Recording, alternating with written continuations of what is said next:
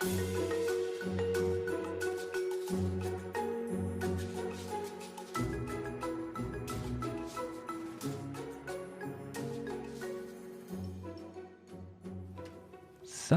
welcome to another episode of Problem Busters. How are you going, Jonathan? I am very good, Ollie. How is sunny London? Very well. It's not that sunny actually. It's really rainy. Really, really rainy. Well, as you know, I'm in the Cotswolds today, and we've had a hailstorm with hailstones the size of marbles. So, climate change Wow. much? Oof, you're telling me. So, tell us, what are we going to do today, my friend? So today we have Earl Wilson and Sophia Wilson, the authors of Left-Handed Champ. Hello guys. Welcome. Hello, thanks. Thank you for having us, Ollie and Jonathan. Thank you. Yeah, thank you. No worries. Thank you for joining us. So, tell us a bit about yourselves. Earl, I know that you are the illustrator, and Sophia, you are the writer. So give us a brief run through of your background. Ladies first. Okay. Okay. So I was born and raised in the UK, brought up in, like to say, sunny Peckham. People probably laugh at that, whoever's familiar with Peckham in the south of London. It's not always that sunny. It's quite a rough part of London, actually.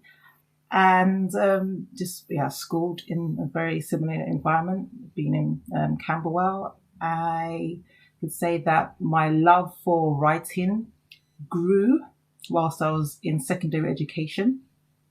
I had a handful of teachers who were very good with encouraging children to grasp the English language and be creative with writing. So I've got to thank my English teacher. Yeah, so she encouraged me, and I just ran with it, So that's my little background into like my first love for writing. Bit geeky. I've got a little fun fact. I loved writing so much that I did my GCSEs when I was about 14. And that's not normal, especially in the UK. People normally do their GCSEs when they're around 15, mostly 16 years old. Good for you, though. Yeah. Now I'm working in banking, fun stuff, all like just wholesale banking. But yeah, over to you, Elle. Yeah. Well, I was brought up in sunny Peckham as well. There's a lot of sunshine today. Given that we're brother and sister. Art's always been my thing. I've loved drawing since I was little. Initially, my mum, who was a seamstress, she used to draw these little like drawings of mannequins with clothes on it, and I would would see these pictures and think, they're amazing. I want to draw just like you. So that kind of drove me to be better and better at drawing as I was little, trying to, make my mum proud. And I got bitten by the bug, and it just kept with me through life. So yeah, that's pretty much me in a nutshell. I just love art. Art is my thing. It's amazing hearing people talk about what got them started, isn't it, Jonathan? I find it so inspiring. I know, it really is. It really is. It's really interesting that a lot of the loves for what they do start when you're really quite young.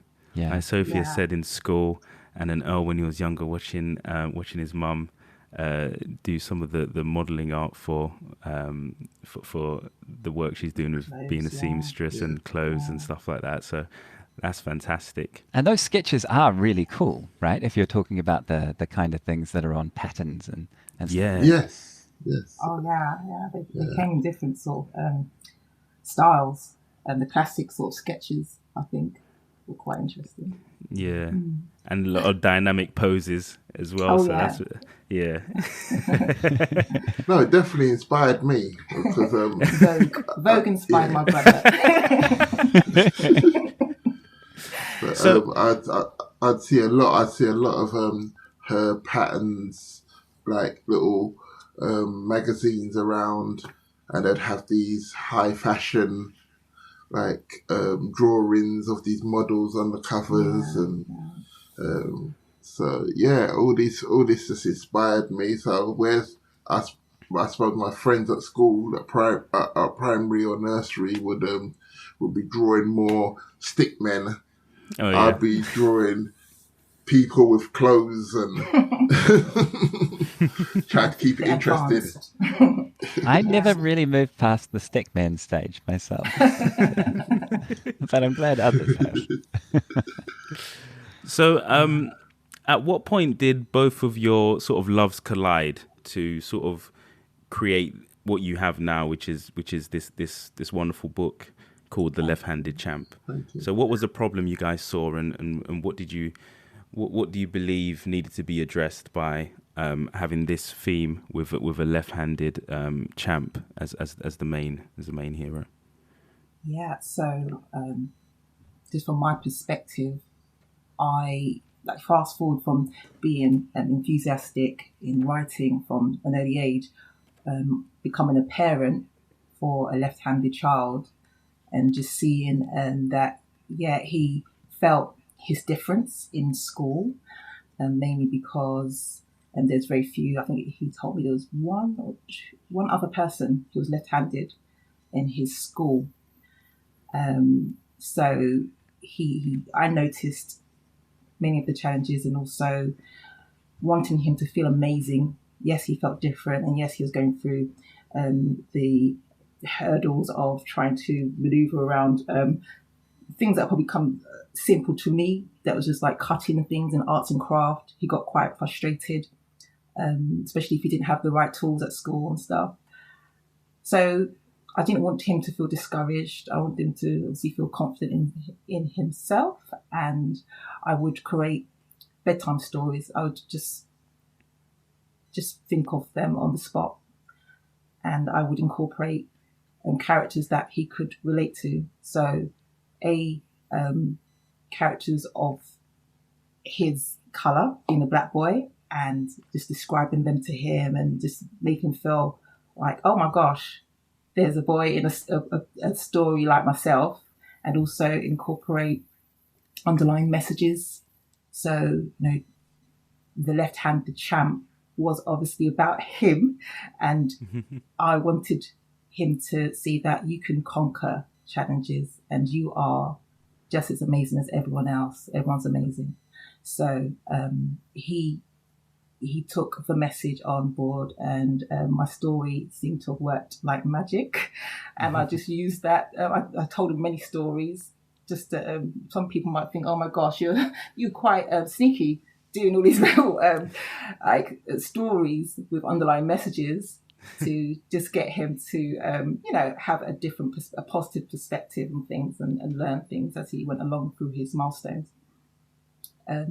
So I would go along writing these stories after a while, because I made too many mental notes, and I just thought it was best if I just wrote them down somehow. Then those notes developed into manuscript.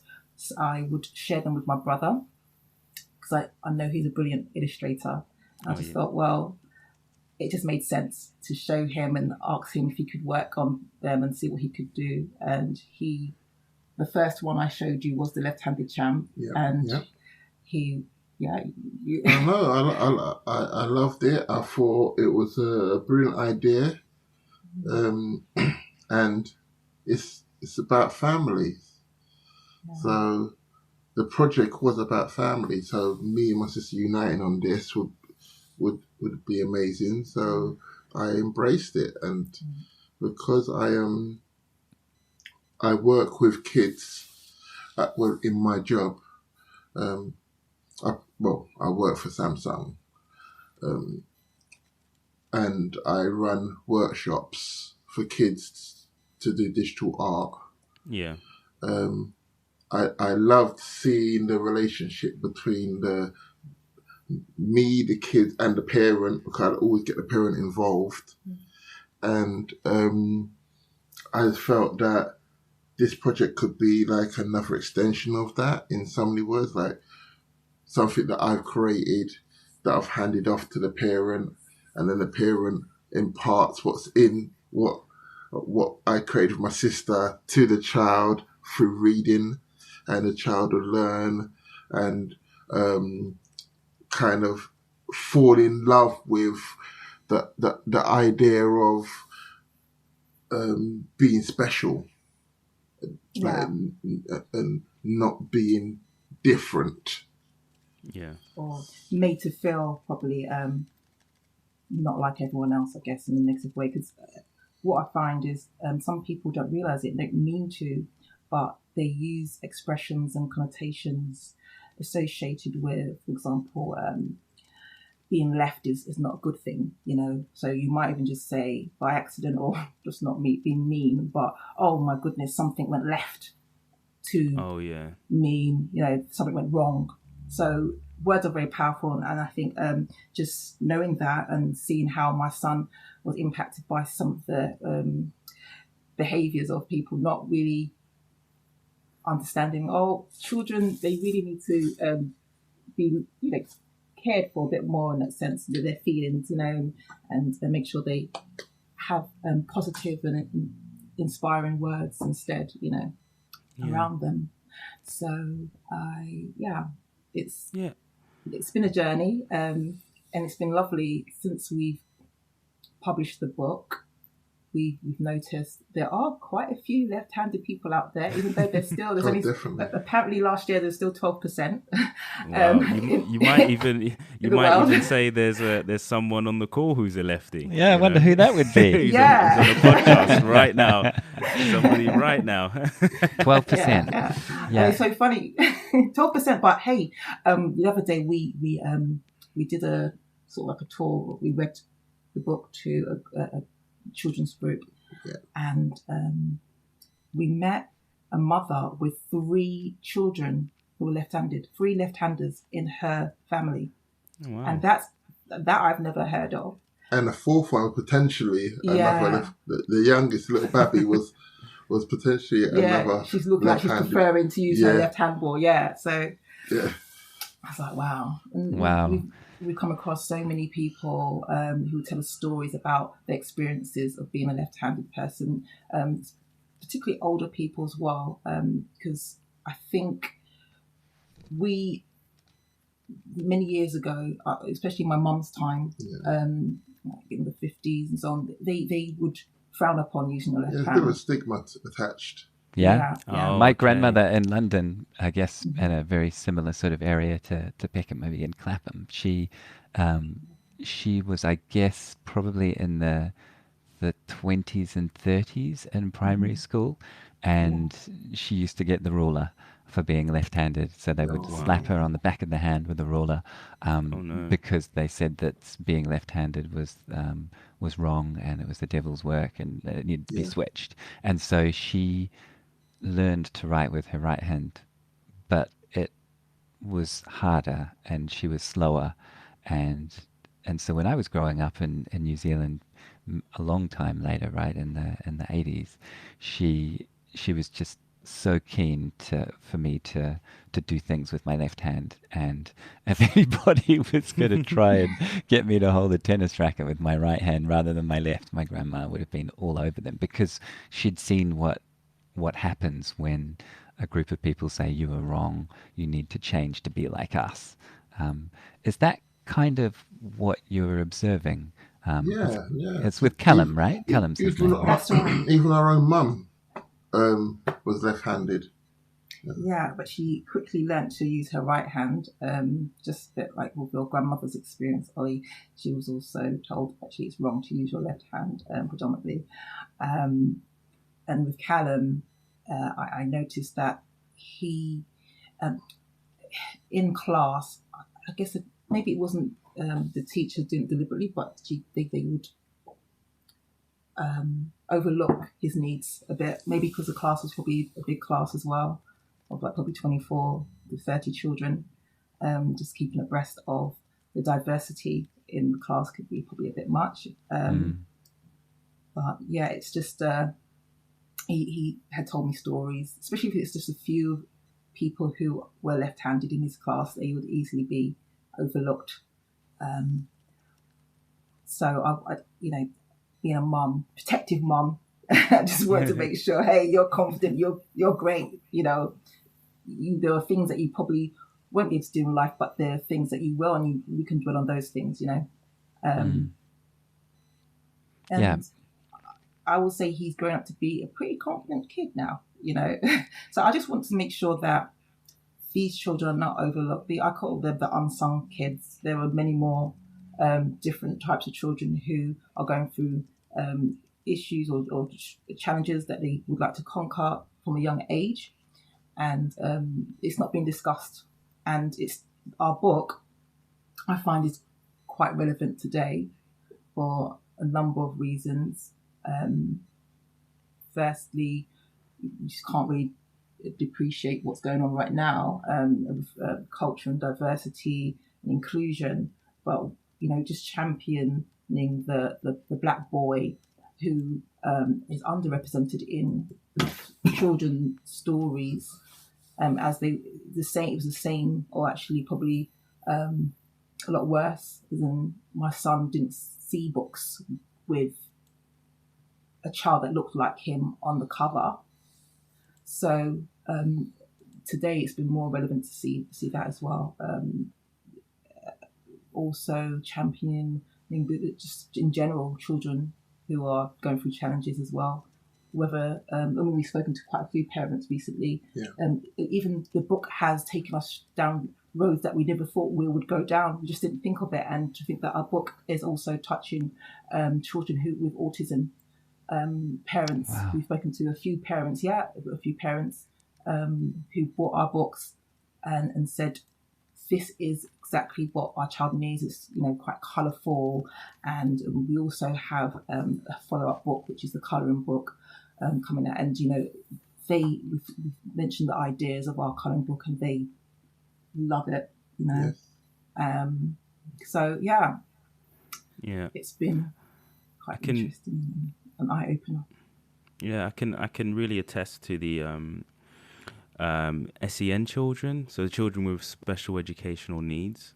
Yeah. So my sister works in a nursery, and she got the book. It's just a really good tool, like stories to help convey a message to other children about kids are special, and they may need additional framework around them whenever you're playing or if you're sitting down and reading and stuff like that. And just that level of understanding and conveying that through a story is really good, because children's problems are as real as ours at that age, right?